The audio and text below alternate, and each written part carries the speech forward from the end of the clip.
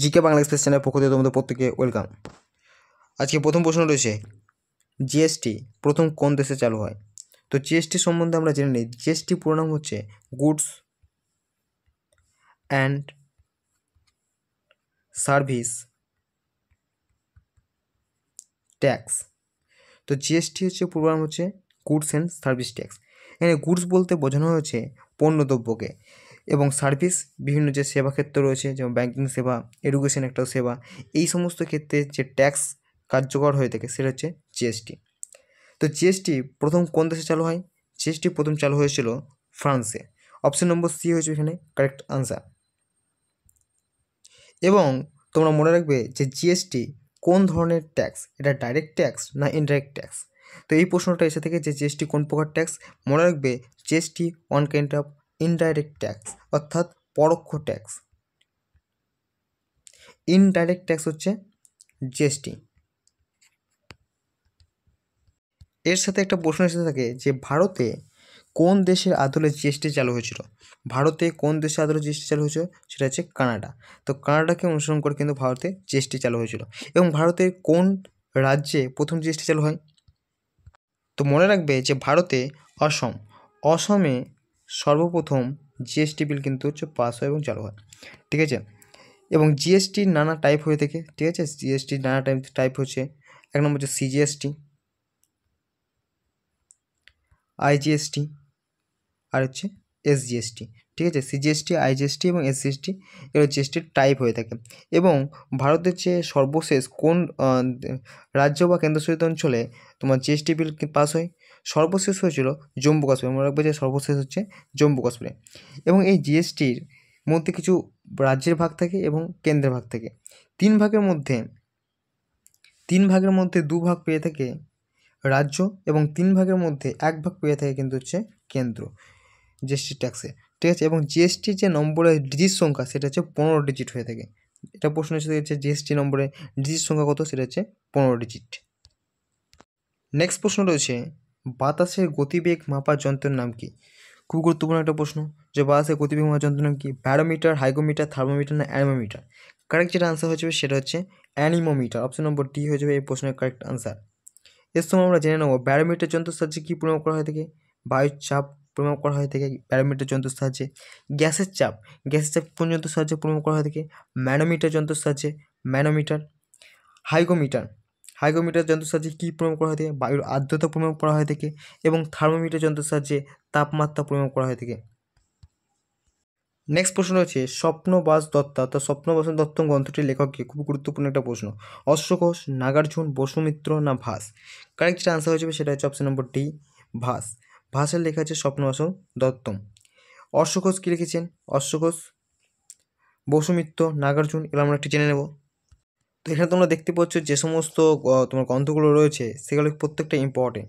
মালবিকা মিত্রম, ঠিক আছে, কে লিখেছে? কালিদাস লিখেছে। মহাভাষ্য কে লিখেছে? পতঞ্জলি। পঞ্চতন্ত্র গুরুত্বপূর্ণ, বিষ্ণু শর্মা। শস্য সংহিতা সুশ্রুত। অষ্টাধ্যায়ী পাণিনি লিখেছেন। রামচরিত সন্ধ্যাকর নন্দী এবং রামচরিত মানস তুলসীদাস। এবং বুদ্ধচরিত কে লিখেছে? অশ্বঘোষ লিখেছেন, ঠিক আছে? প্রত্যেকটা কিন্তু গুরুত্বপূর্ণ এক্সাম পয়েন্ট অফ ভিউ থেকে, এ তোমরা নোট ডাউন করে রাখবে। নেক্সট প্রশ্ন হচ্ছে, নীল বিপ্লব কথাটি কিসের সঙ্গে যুক্ত? খুবই একটা গুরুত্বপূর্ণ প্রশ্ন। নীল বিপ্লব, প্রত্যেকটা প্রশ্ন ভিভিআইপি। তো দেখো, মৎস্য উৎপাদন, দুগ্ধ উৎপাদন, তৈলবীজ না কোনোটিই নয়? কারেক্ট যেটা আনসার হয়ে যাবে সেটা হচ্ছে মৎস্য উৎপাদনের সঙ্গে যুক্ত, তো মাছ চাষের সঙ্গে কিন্তু যুক্ত এই নীল বিপ্লব। নীল বিপ্লবের জনক কাকে বলা হয় থাকে? অরুণ কৃষ্ণনাথকে কী বলা হয় থাকে? নীল বিপ্লবের জনক বলা হয় থাকে। এবং ভারতের নীল বিপ্লবের জনক কাকে বলা হয় থাকে? হীরালাল চৌধুরী। ভারতের নীল বিপ্লবের জনক কাকে বলা হয় থাকে? হীরালাল চৌধুরীকে বলা হয় থাকে ভারতের নীল বিপ্লবের জনক। এর সঙ্গে আমরা কি জানি? সবুজ বিপ্লব, তাই তো? সবুজ বিপ্লবের জনক কাকে বলা হয় থাকে? ভারতের স্বামীনাথনকে বলা হয় থাকে। এবং বিশ্বের সবুজ বিপ্লবের জনক কাকে বলা হয়? ডক্টর নরম্যান বোরলগকে সবুজ বিপ্লবের জনক বলা হয় থাকে। সবুজ বিপ্লব কিসের সাথে সম্পর্কিত? সবুজ বিপ্লব সাধারণত ধান, গম এবং ধান এই উৎপাদনের সঙ্গে সম্পর্কিত। পাঞ্জাব, হরিয়ানা, তোমার উত্তরপ্রদেশ, এই সমস্ত রাজ্যে কী হয়েছিল? সবুজ বিপ্লব হয়েছিল। তো এক ঝলকে তোমরা এটা দেখে নাও যে সবুজ বিপ্লব ধান ও গমের উৎপাদন বৃদ্ধির সঙ্গে সম্পর্কিত। নীল বিপ্লব মৎস্য উৎপাদনের সঙ্গে সম্পর্কিত। শ্বেত বিপ্লব এটা গুরুত্বপূর্ণ প্রশ্ন হচ্ছে দুগ্ধ উৎপাদনের সঙ্গে যুক্ত, ঠিক আছে? শ্বেত বিপ্লব শ্বেত বিপ্লবের জনক কাকে বলা হয় থাকে? শ্বেত বিপ্লবের জনক বলা হচ্ছে ভার্গিস কুরিয়েনকে বলা হয় থাকে শ্বেত বিপ্লবের জনক বলা হয় থাকে। নেক্সট যেটা রয়েছে দেখো হলুদ বিপ্লব, তৈলবীজ উৎপাদনের সংযুক্ত।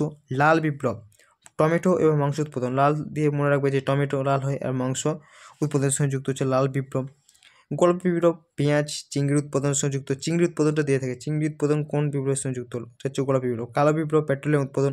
গোল বিপ্লব অর্থাৎ রাউন্ড বিপ্লব, আলু উৎপাদনের সংযুক্ত। নেক্সট প্রশ্ন রয়েছে হু এর শব্দত্ব কোথায় অবস্থিত? খুবই গুরুত্বপূর্ণ একটা প্রশ্ন। হু এর পুরো নাম আমরা প্রত্যেকে জেনে যে ওয়ার্ল্ড হেলথ অর্গানাইজেশন, তাই তো? ওয়ার্ল্ড হেলথ অর্গানাইজেশন শব্দত্ব কোথায় অবস্থিত? কাঠমান্ডু, দিল্লি, জেনেভা না প্যারিস? তো হু এর শব্দত্ব কোথায় অবস্থিত? সুইজারল্যান্ডের জেনেভা শহরে অবস্থিত। অপশন নম্বর সি হয়ে যাবে এটা কারেক্ট আনসার। এর সাথে আমরা কিছু শব্দত্ব দেখে নেব। তো দেখো প্রথমেই রয়েছে জাতিসংঘ, যেটাকে বলা হচ্ছে ইউনাইটেড নেশন, এর শব্দত্ব কোথায় অবস্থিত? নিউ ইয়র্কে অবস্থিত। সার্ক শব্দত্ব কোথায় অবস্থিত? কাঠমান্ডুতে অবস্থিত, নেপালের কাঠমান্ডুতে অবস্থিত। WWF এর শব্দত্ব কোথায় অবস্থিত? সুইজারল্যান্ডে অবস্থিত। NATO North Atlantic Treaty Organization, ব্রাসেলসে অবস্থিত। OPEC Organization of Petroleum Exporting Countries, ভিয়েনাতে অবস্থিত। হু সুইজারল্যান্ডের জেনেভা শহরে অবস্থিত। ILO শব্দত্ব জেনেভা শহরে অবস্থিত। নেক্সট থেকে রয়েছে UNESCO, United Nation Education and Scientific Culture Organization, প্যারিসে অবস্থিত। ইউনিসেফ নিউ ইয়র্কে অবস্থিত। রেড ক্রস জেনেভাতে অবস্থিত। আন্তর্জাতিক আদালতের শব্দত্ব কোথায় অবস্থিত? গুরুত্বপূর্ণ, হেগে অবস্থিত। এর প্রশ্নটা দিয়ে থাকে যে আন্তর্জাতিক। নেক্সট রয়েছে ইন্টারপোল, ইন্টারপোলের সদত্ব লিওতে অবস্থিত। এশীয় ইউনিয়ন উন্নয়ন ব্যাংক, মেট্রো ম্যারিনা। ICC শব্দত দুবাই অবস্থিত। নেক্সট যে প্রশ্ন রয়েছে রাজ্যসভায় রাষ্ট্রপতি মনোনীত সদস্যর সংখ্যা কত? তো আমরা যদি ভারতের পার্লামেন্ট বা সংসদ যদি দেখি, তো সেক্ষেত্রে আমরা দেখতে পাবো যে ভারতের পার্লামেন্ট বা কেন্দ্রীয় আইনসভা রাষ্ট্রপতি, রাজ্যসভা এবং নিম্নসভা নিয়ে কিন্তু গঠিত, তাই তো?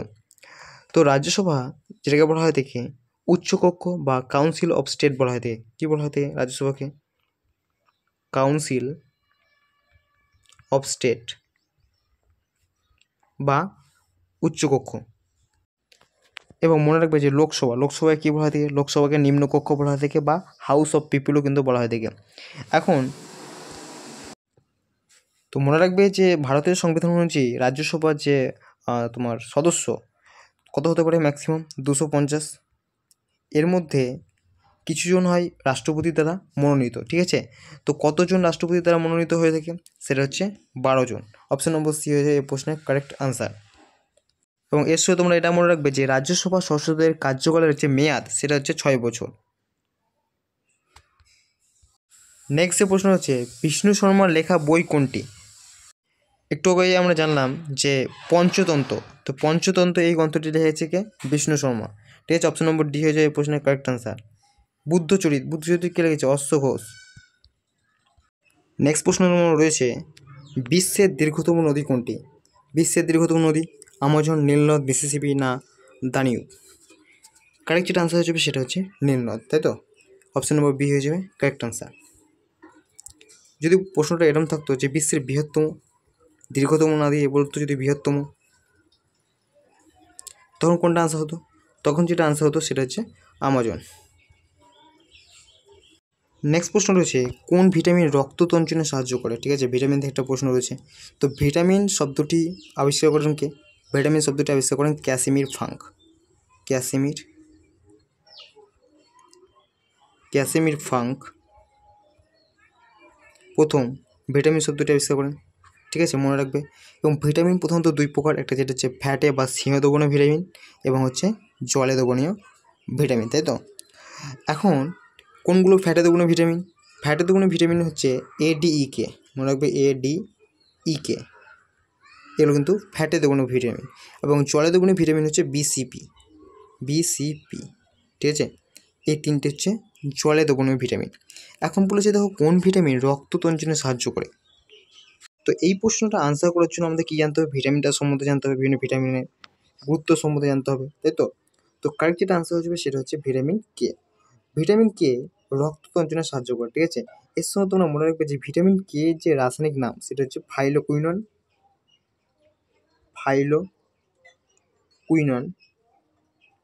বা ন্যাপথোকুইনন, ঠিক আছে?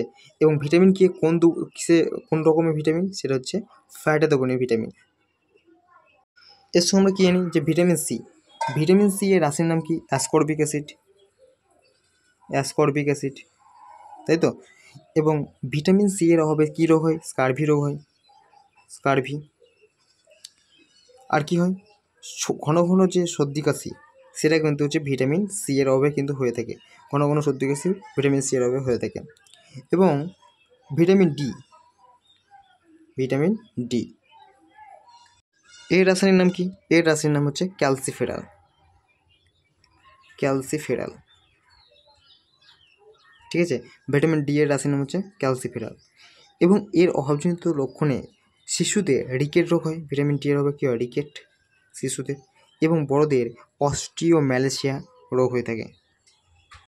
এবং আমরা যদি ভিটামিন ই সম্বন্ধে দেখি, তো ভিটামিন ই হচ্ছে একটা ফ্যাটে দ্রবণীয় ভিটামিন, তাই তো। এবং এর রাসায়নিক নাম হচ্ছে কি? টোকোফেরল, টোকোফেরাল। এবং এই ভিটামিন বন্ধ্যাত্ব রোগ প্রতিরোধ করে, ঠিক আছে। ভিটামিন ই হচ্ছে বন্ধ্যাত্ব রোগ প্রতিরোধ করে। নেক্সট প্রশ্ন হচ্ছে ডাব্লিউ এর পুরো নামটা কি? পূর্ণাঙ্গ রূপটা কি? ঠিক আছে, খুবই একটা গুরুত্বপূর্ণ প্রশ্ন। কারেক্ট যেটা আনসার হয়ে যাবে সেটা হচ্ছে ওয়ার্ল্ড ওয়াইড ওয়েব। ডাব্লিউ এর পুরো নাম হচ্ছে ওয়ার্ল্ড ওয়াইড ওয়েব। এর জনককে, ডাব্লিউ এর জনককে, জনক মনে রাখবে team Berners-Lee. Team Berners-Lee W এর জনক। নেক্সট প্রশ্ন হচ্ছে সারনাথ শিলালিপি কে উৎকীর্ণ করেন? অশোক, হর্ষবর্ধন, চন্দ্রগুপ্ত মৌর্য না সমুদ্রগুপ্ত? কারেক্ট আনসার হচ্ছে সম্রাট অশোক, ঠিক আছে। অপশন নম্বর এ হয়ে যাবে কারেক্ট। নেক্সট কী রয়েছে? কোন নদীর উপর হীরাকুদ বাঁধ তৈরি করা হয়েছে? খুব একটা গুরুত্বপূর্ণ প্রশ্ন, হীরাকুদ বাঁধ। তো মহানদী, কৃষ্ণা, কাবেরী না ব্রহ্মপুত্র? তো আমরা জানি মহানদী, ঠিক আছে। অপশন নম্বর এ হয়ে যাবে এই প্রশ্নের কারেক্ট আনসার। মহানদীর উপর কিন্তু হীরাকুদ বাঁধ তৈরি করা হয়েছে। এর সময় আমরা কি জানি যে সর্দার সরোবর বাঁধ, সর্দার সরোবর বাঁধ, সর্দার সরোবর বাঁধ কোন নদীর উপর তৈরি করা হয়েছে? নর্মদা নদীর উপর তৈরি করা হয়েছে। এবং তার জন্য কী হয়েছিল? নর্মদা বাঁচাও আন্দোলন হয়েছিল। নেক্সট প্রশ্ন হচ্ছে নিচের কোন ঝড়টির গতিবেগ সবচেয়ে বেশি? টাইফুন, হ্যারিকেন, সাইক্লোন না টর্নেডো? কারেক্ট আনসার হচ্ছে তোমার হচ্ছে টর্নেডো। অপশন নম্বর ডি হয়ে যাবে কারেক্ট। নেক্সট প্রশ্ন হচ্ছে দিল্লির শেষ মহিলা শাসককে? দিল্লির শেষ মহিলা শাসককে? সেটা হচ্ছে সুলতান রাজিয়া বেগম, ঠিক আছে। রাজিয়া সুলতানা হচ্ছে দিল্লির শেষ এবং প্রথম দিল্লির কিন্তু শাসক, মহিলা শাসক। নেক্সট প্রশ্ন হচ্ছে জাতিপুঞ্জের সদর দপ্তর কোন শহরে অবস্থিত? অর্থাৎ ইউনাইটেড নেশনের সদর দপ্তর কোথায় অবস্থিত? কারেক্ট আনসার হয়ে যাবে সেটা হচ্ছে New York. Option number B হয়ে যাবে কারেক্ট। তোমরা এই প্রশ্নের সঠিক আনসার তোমরা কমেন্ট করে জানো যে বিশ্ব পৃথিবী দিবস অর্থাৎ world earth day, world earth day কবে পালন করা হয়? ঠিক আছে, কারেক্ট আনসার কমেন্টে জানাবে।